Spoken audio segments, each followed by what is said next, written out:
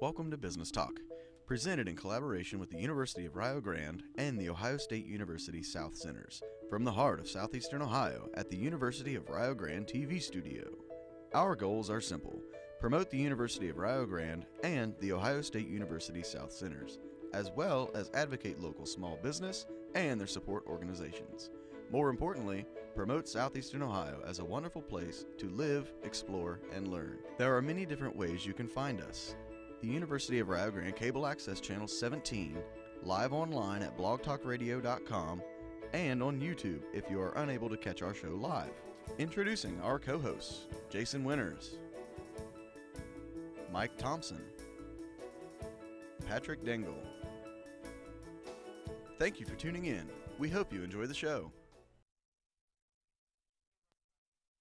You know, Mike, this is a pleasure having you here. Unfortunately, Jason is a little bit concerned about the water that's rising on his property, and he was he asked to take care of some situations on his farm, so that way nothing will get flooded out. So I'm glad that you're here. On a hill, it shouldn't be that bad. But getting to and from may be a problem. That's right. That's right. So it's a strange weather here today. It's raining and about 50 degrees, and by tonight it'll be snowing and 0 degrees. That is amazing. You know, it's I'm not enjoying it. I'm a motorcycle guy. Well, as a matter of fact, you know, the one thing that you have coming up at 2 o'clock, you're going to be co-hosting with Marlene Childers. Right. Body Talk, a new show. This is the first one of that series, Body Talk, and we'll be talking about vaccinations, measles, and spring break tips. Well, I can imagine, and you probably remember when you were on spring break doing all those weird and... Yeah, no, I didn't do any spring breaks. Oh. So I was in the military. So you weren't allowed to do spring breaks. Well, today we have an interesting guest, Aaron Buckley. Aaron Buckley runs or owns, his wife and he own the River City Leather company here in Gallipolis. And Aaron is a unique individual.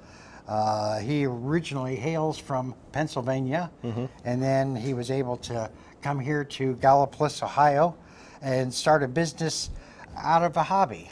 It's my understanding. That's always nice, unless it makes that hobby unfun.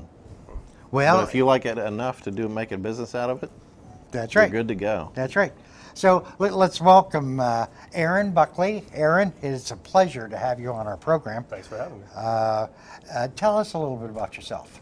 I'm 29 years old. I'm married to my beautiful wife, Erin, and we have a 2-year-old daughter named America. So you're both Aaron? Yes, Aaron and Aaron. We get it a lot. And just out of curiosity, have you found out that you think you're in charge, but you're really not in charge? Oh, I knew that. I knew that a long time ago. It took me 15 years. It was in the contract. It took me 15 years to understand I was not in charge. Yeah. I learned pretty fast, I think. Well, I was a slow learner. So you have River City Leather. How did you get started with the? Well, it kind of starts with how we got to Ohio. We were living in Philadelphia, and on my way home from work one day, some guy couldn't wait 5 seconds and cut me off at a red light, and I wrecked my motorcycle, crushed my leg, did 12 days in the hospital, 4 surgeries, and basically was told I couldn't work for a year or so. Wow. So my wife's from here. She went to Rio for a year, and so we came back here. She had a job, and I worked here and there in between surgeries and stuff. I ended up having to have 6 surgeries, 2 while we lived here, and on the first one, when we lived in Ohio, I bought some leather stuff and some hand tools and stuff from the local cobbler here in town that does shoe repair and things like that, and he does leather work and stuff. There's a lot of different places you could have gone for a hobby. Why did you go towards leather and the cobbler? I don't know. It's something that's always interested me. I like a good pair of boots. So could you make a shoe? No. That's a whole other beast. Yeah. You know, that's like saying you can make a watch. Can you build a time machine? You know. Yeah. But so I started bugging him a little bit after I started doing that while I was home for surgery, and I made a BlackBerry case, like the dumbest thing you could have made, you know, nowadays. And I just loved it. So when I got back to Ohio after my surgery, I started bugging him to work there for free just to learn how to do it. And you know, I worked on a lot of shoes and sewed a lot of dirty old tarps and stuff. But it was really fun. I learned a lot. They're great guys over there, and they're still there over on 2nd Avenue. But it's hard to find good craftsmen nowadays, I think. It doesn't exist. Everybody thinks you have to go to an Ivy League school to get a good job. But you know, if you can be satisfied working a 9 to 5, you know, doing something you really enjoy, then, you know, I think you're better off, personally. Yeah, so. After a few years of working different jobs, that's kind of where it comes down to, is doing something you really like. Yeah. Not coming home with a headache and hating it every day. Yeah. I'd rather have a little bit of money to spend and time to spend it than, you know, $1,000 every day sitting in a bank account I don't have time to touch, you know. Right. So when you started creating some of the products, how did you know what to create, or was it just fun things for you and your wife and your family? A lot of things were out of necessity at first. You know, everybody needs a wallet, things like that. But there's so many other people doing what we do now in the higher end kind of fashion stuff. There's companies like Maker out of Florida. There's Tanner Goods out of Portland, and they all do amazing stuff. So you kind of take a look at what they're doing, how they're styling their business, and that's a big part of it too. Is, you know, your marketing and the way you present yourself as a business is really going to push your or bring an audience in. You know, good photography, good logos, things like that. But the base of it all is like you're saying, the product. You know, it has to be a solid product, has to look good, has to last a long time. You know, if you're going to spend $50 on a small card wallet, you want it to be your last card wallet you ever buy. You know what I mean?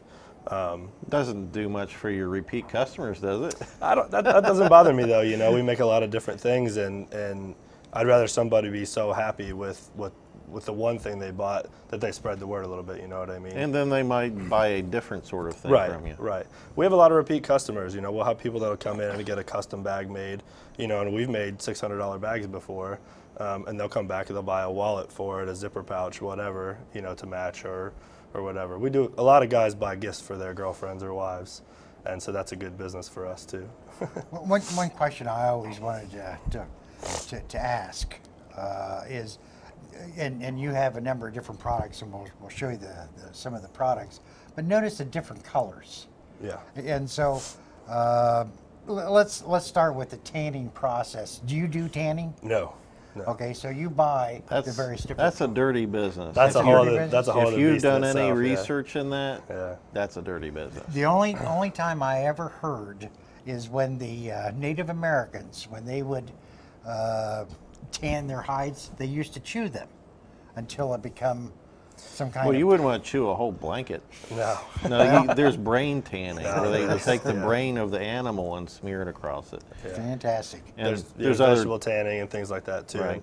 And the United States, like with the EPA and things, there's like very few tanneries left here in the United States compared to what there was. You know, most major cities had one or two. Leather was a huge commodity back then. Well, and everything was more locally produced. I mean, exactly. There was a broom factory in Galplice and the stove factory, so everything was more local at that time. Right. So there's very few tanneries left, and we get ours from a tannery in Pennsylvania called Wickett and Craig, and they've been in business since the 1800s. There's one out of St. Louis called Herman Oak, and then most of the other leathers, like for the chrome tan, which is what the bags are made out of, are usually tanned at a place in Argentina. So what kind of material you use? Is it cow, pig? It's all cow. Yep. Okay. It's all American beef, even the stuff that's tanned in Argentina, but it's all American cattle. Mm-hmm. And so I'm assuming that you purchase sheets. Well, when you buy a hide, it comes in a side. You can buy whole hides, but it's usually upholstery leather, something that's wasn't a very good piece of leather to begin with, so they had to do a lot of things to make it nice. But what we buy is top grain. It's basically the best leather that you get, and you buy it by the side. They split it right down the back, and you buy each individual side, and that's what we make all of this out of. And there's different weights, you know, thicknesses and things like that, colors, you know, the way that it's tanned is really important. All of the wallets and accessories like that, they're what's called vegetable tanned. There's no chemicals used. It's all basically from the lumber industry. Right. And it gives you a nice, firm, hard, like these here, or like what we make our belts out of. This is harness leather. It's what you use, the Amish use to pull a horse, you know, or to have a horse pull your buggy. And I noticed that the 3 different colors, so I'm assuming it comes from 3 different... Did those all start with the same color? No, we used to do that, but now we can get, so most places when they start doing leather work, they'll buy just vegetable tan and it's natural. So this is what it's like, tooling grade leather here, all this that's undyed. So this has no finish or anything on it. If you get it wet, show the camera. If you get it wet, it's going to look wet, and it's going to soak up anything that you do to it. But what's neat about this is how it ages. So if we have, so this is probably the newest piece, and you can see it. You probably won't see it on the camera, but this piece here is the lightest out of all these, and it'll age over time to be almost like a caramel color, which would be like this. Just from the oil and stuff. Just from the oils and the sun, the UV rays really affect the way natural leather ages. How about credit cards? I bet you they affect them too. Yeah. What's nice about leather too is you know, you put a card in there and it might be tight at first, but after a week it's going to fit 100% perfect. You know what I mean? It's going to stretch and it's going to fit really nice. And that's what's nice about now, could you take that type of leather and make it blue or red or Oh whatever? yeah. So this here is actually, this started out as this color. And we dyed it, we hand dyed it, and you can see the inside is still that kind of natural color I see. there. Yeah. So, but these come from Wickett and Craig here, and they come in a certain thickness. And see, these are tanned to be this color. Yeah. And so I'm assuming then that you also colorize the black, or do they come? That comes black. Yep. It comes black. Yep. For the most part, it depends on the weight of leather that you want, but we can get almost any leather, any color. For the most part, yeah. Okay. And Wickett and Craig is probably one of the better tanneries for us because they split it. You know, hide when we normally get it, it is normally this thick for a belt, you know, and then they split it for us. They'll split the whole side of leather, yeah. And then we can get it in the colors that we want. Sometimes it's hard to find a good belt. You know, there's so many that. You know, there's so many of them that I don't know what they do, if they're part paper or what. Yeah, a lot of them have a cardboard backing in the middle. Yeah, if you see like a dress belt, it's got 2 stitches up the side and it's kind of raised in the middle. That's cardboard in the middle. Yeah. And the back's probably vinyl. Yeah, I don't know why you would do that. Well, cheap. They do that because they can sell it for $18 at Walmart. Yeah. I noticed that you have a number, I don't know if the camera can see this, but the stitching. And so you do the stitching. You have your own. We have a industrial sewing machine that's made specifically for harness work is what it's for. But we use it. We can use a thicker thread and things like that, and it gives you a really nice heavy thread. Makes it look really nice too, and it's going to last a lot longer. A lot of people will do a hand stitch, which is very, very strong. But where we're at, we do a lot of manufacturing for other companies and stuff too now. So hand stitching everything, you'd have that would be $100 as opposed to a $40 wallet. Wow. Just in labor, you know. The leather that you would buy, I know, you know, Mercedes, Jaguar, and those guys, they buy leather specifically from places that have friendly fences, you know, no barbed wire and different things. Is that the grade that you're getting? We can get things like that, but it's few and far between. They're buying truckloads of leather at a time, so they can get the best stuff every time. So where I'm a smaller company, I'm ordering 1 or 2, 3 hides at a time. My pick of the litter has already been hacked at quite a bit before I got there, you know. But it's still very, very nice stuff. I mean, you don't see any imperfections. You know, we don't use any spots where there's I was just thinking, you know, if cuts. If you did have a big hide and you could cut around all those imperfections to get the good parts. We do. As a matter of fact, I think you brought some pictures, did you not? Yeah. Yeah. Yep. If we could take a look at some of the pictures a little bit closer. Luke and Grant are our students behind the scene. They are the ones that make us look good. Okay, is that a man's all-purpose carry-all? Yes, that's a Merce. No, that's what we call a deluxe tote, and it's funny you said that because it was derived, I made it for a friend who did construction, and he used it to carry drills and batteries and things like that. And it was just kind of a gift or whatever, but that's how that bag actually started, was to be sort of like a It doesn't look Mason-style overly bag. feminine or anything. It looks a lot better on a girl than it does a guy. Yeah, I would be laughed at. Yeah, at but that just goes to show like how we build our stuff. You know, Yeah. it was made to carry some pretty heavy stuff for a contractor, and now it's made the exact same way, and it's a purse. You know, really is what it is. It's a glorified.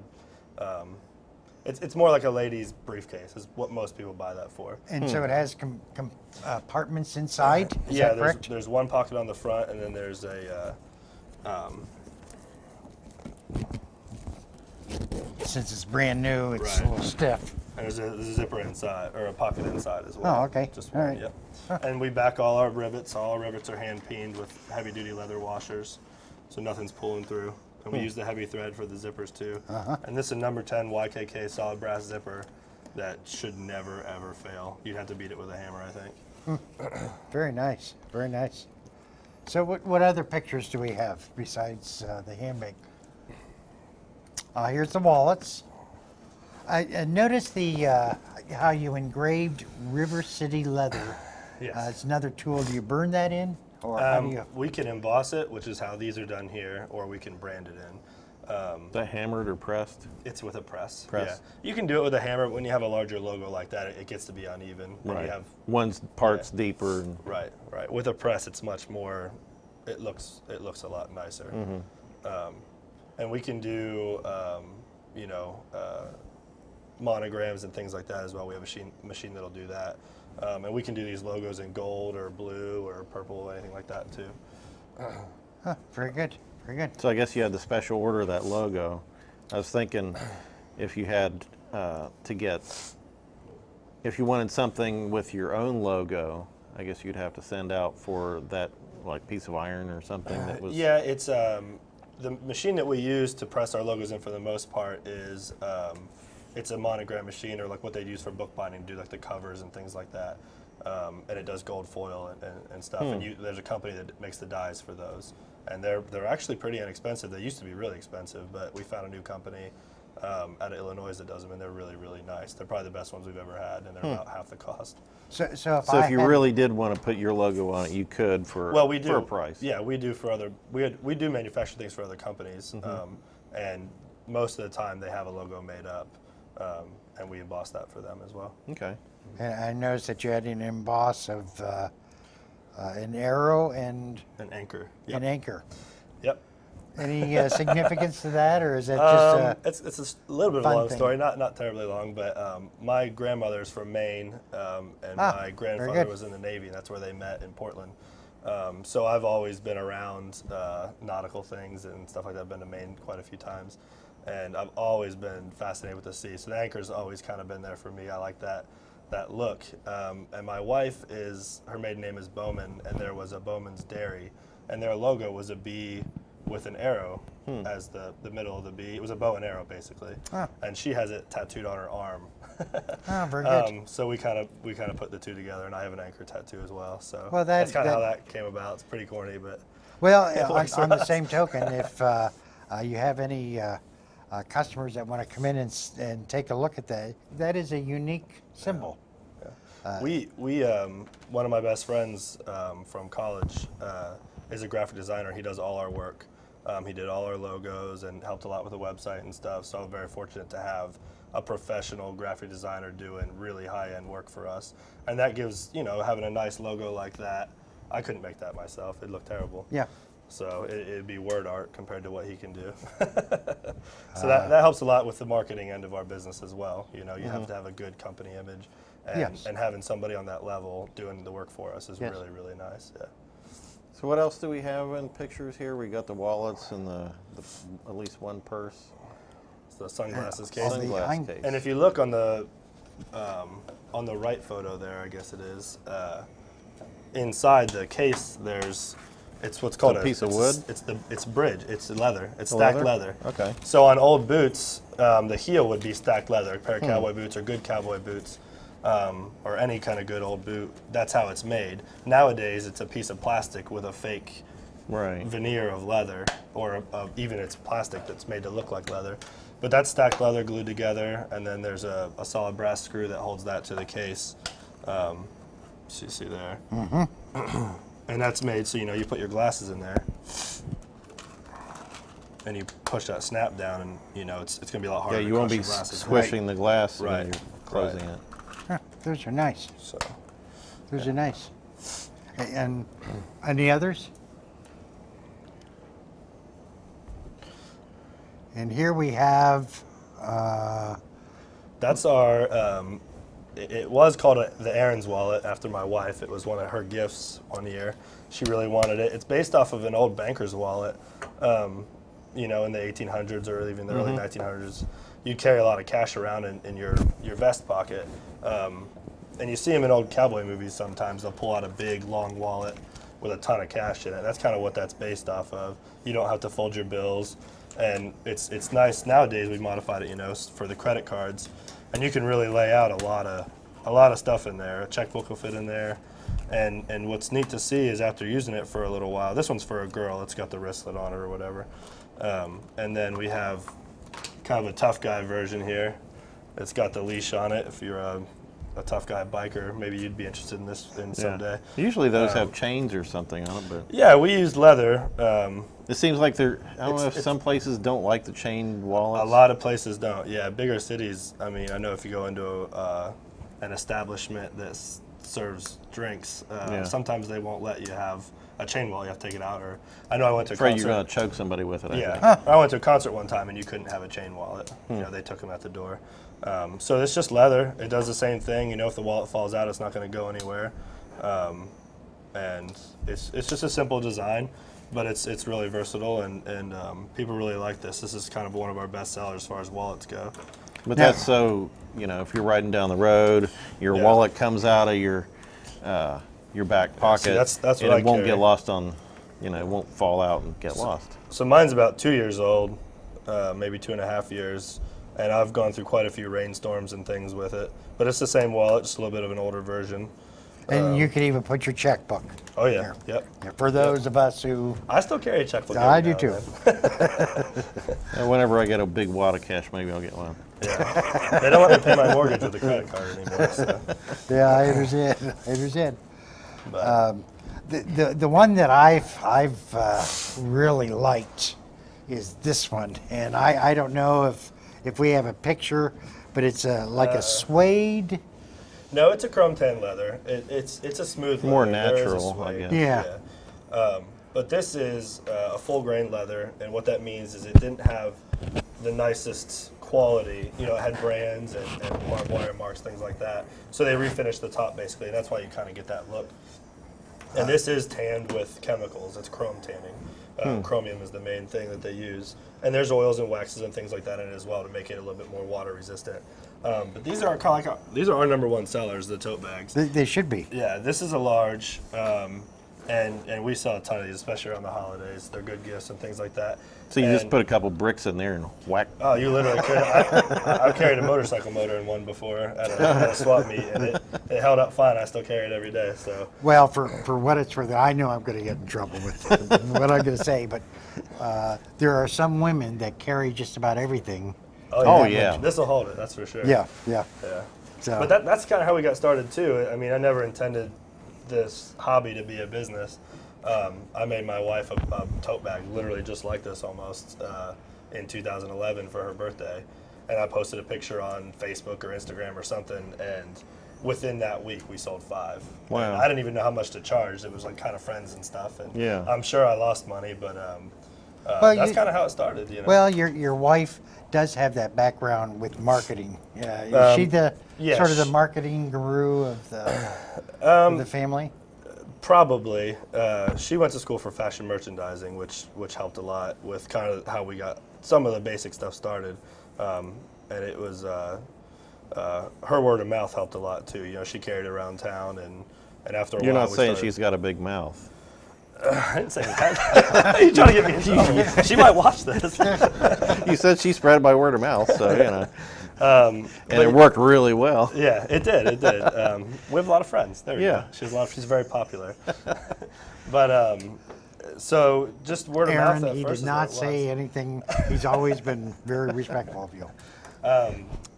And social media. I mean, if anybody's starting a business, if you don't take into account the benefit of social media, Instagram, Facebook, Tumblr, Twitter, anything.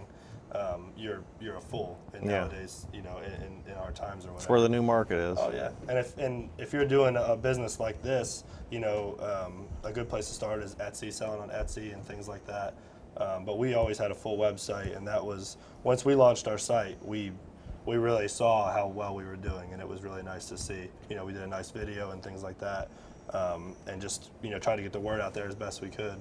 And Instagram has been a huge benefit for us as far as getting the word out. You know, we're in a small town, but we can sell anywhere in the United States. And in our first year with the website open, we launched it the 5th of November. We stopped taking orders on, I think, the 30th. So we were 25 days with the website open, and we were shipping stuff up until the day before Christmas. So it was pretty crazy to see. You know, and we shipped to almost every state the first year. So that was cool too. Well, I know that we've talked a little bit about there are many different seasons, just not Christmas season. Yeah, and I wish it was Christmas every year, well, every day. That's true, but we have Easter coming up, and we have Mother's Day, and we have Father's Day, and so there's a wide any time's variety. a good time to get your wife a purse, right? That's right. Yeah. So when you say Mother's Day, Father's Day, I hear bag, wallet. That's right. That's what I hear. That's what I want to push on my social media for that time. That's right. So that's definitely good to know what time of year it is. I understand. Well, we've talked a little bit. We're running out of time and we probably won't be able to hear your amusing stories that you have. So you have to come back and tell them. Okay. But on the same token, what would you like to share to the listening audience? I mean, for what we do, we try to keep our audience as big as we can, but still have a very scalable product. So, we have a product, that starts from $35 up to a bag that's $365. And that's kind of always on our site. And so having that spectrum and being able to market to different, categories of people has really helped us in our marketing and trying to get our name out there and things like that. So I guess my biggest thing to take away from is just to understand how big social media can be for a small business. You're in a small town, it doesn't matter. I love living in Gallipolis now. Coming from a bigger city to here was a hard change. Gallipolis is not like Philadelphia? It's close. I mean, it's close. But using social media and just posting stuff, just as simple as replying to some comments every now and then. People feel like they have an attachment to you. It's a little bit more personal than just some big company you're buying at a Walmart or whatever. Right. So and people appreciate that, and people really appreciate the Made in America. And we try to get Made in America products and things like that for our bags and wallets and. Well, this is fantastic. There's nothing greater than having a craftsman in your backyard who can